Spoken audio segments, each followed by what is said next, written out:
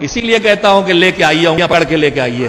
تو جو میں کہہ رہا تھا آپ سے کہ آج ہمارے جوان باہر کھڑے رہ جاتے ہیں. دین سیکھنے کا ذریعہ کیا بچا ہے؟ قرآن اور حدیث ہم پڑھ نہیں پاتے ہیں. عربی میں ہے، کتاب ہے، اس کے بعد جو اس سے پڑھ کے لکھی جائے. کتاب ابھی تک اس زبان میں اتنی آئی نہیں جو آپ کی زبان اردو ہندی. اردو میں بھرا پڑا ہے دین، لیکن اردو آپ کو آتی نہیں، پڑھنا نہیں جانتے، خالی بولنا جانتے. مدرسے کے مولوی صاحب اگر ذرا دین سکھانے لگے اور ایک سنٹی مار دیں تو اس سے مار پیٹ ہو جاتی. وہ بھی ڈر گئے. پہلے بزرگ ماں باپ بزرگ محلے کے دین سکھاتے تھے، وہ چیپٹر بھی کلوز ہو گیا. اب گھر میں دادا ہی ٹوک نہیں سکتے، بہو لڑنے کھڑی ہو جائیں گی، محلہ تو بہت دور کی بات. تو دین سیکھنے کے جتنے ذریعے بچے تھے وہ کیا ہوئے؟ قرآن عربی آتی نہیں، پڑھ نہیں سکتے، حدیث پڑھ نہیں سکتے، پھر نہج البلاغہ آتی نہیں، ہندی میں، انگریزی میں، گجراتی میں اتنا دین ابھی آیا نہیں ہے، تھوڑا بہت آیا ہے. محلے میں پیش نماز کی ہمت نہیں دین سکھائے، نوکری سے نکال دیا جائے گا. تو اب بچہ کیا ہے؟ ایک مجلس بچی ہے، زیادہ دو جملے کہنا چاہوں گا. ایک جو مجلس میں آنکھیں بیٹھے ہیں ان سے، اور جو باہر کھڑے رہتے ہیں نوحے اور ماتم کے انتظار میں ان سے، جو بیٹھے ہیں ان سے کہوں گا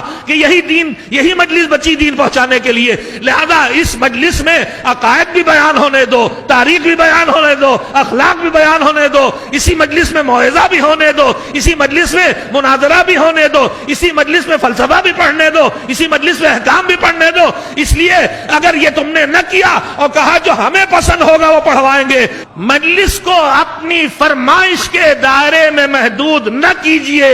اور جو باہر کھڑے ان سے کہنا چاہوں گا کہ انہوں نے اپنے پسند میں بھی کچھ تھوڑا بہت خندر، خیبر، کچھ معراج، کچھ شب ہجرت سن لیا، کچھ تو دین تک پہنچ گیا، ان تک پہنچ ہی رہا ہے، پہنچ گیا کچھ ان تک. مگر جو تم ماتم کے انتظار میں باہر کھڑے ہو، تمہیں عربی نہیں آتی، تمہیں فارسی نہیں آتی، تمہیں اردو نہیں آتی، تم کتاب پڑھتے ہی نہیں ہو، تم دن بھر موبائل پہ کھیلتے ہو، تمہارے ہاتھ میں کتاب نہیں، موبائل پر آج کل اسرائیلی روایات زیادہ ہیں. اگر اس سے سیکھو بھی دین تو پتہ نہیں کہاں سے دین پہنچو. کون استاد تمہارا یہودی ہو جائے گا کہ عیسائی ہوگا، کہ کس گروپ سے ہوگا تمہیں پتہ نہیں. یہ نقلی مال چل رہا ہوا سب پر. تو اگر تم مجلس میں اندر نہیں آئے اور تم نے فرش اعضاء پہ آ کے نہیں بیٹھ کے سیکھا تو پھر کہاں سیکھو گے؟ یہ کمزوری کیوں ہے؟ یہ کمزوری اسی لیے ہو رہی ہے کہ مجلس سے باہر کھڑے رہ کے مجلس میں ماتم کے لیے آنے والوں کی تعداد بڑھتی جا رہی ہے.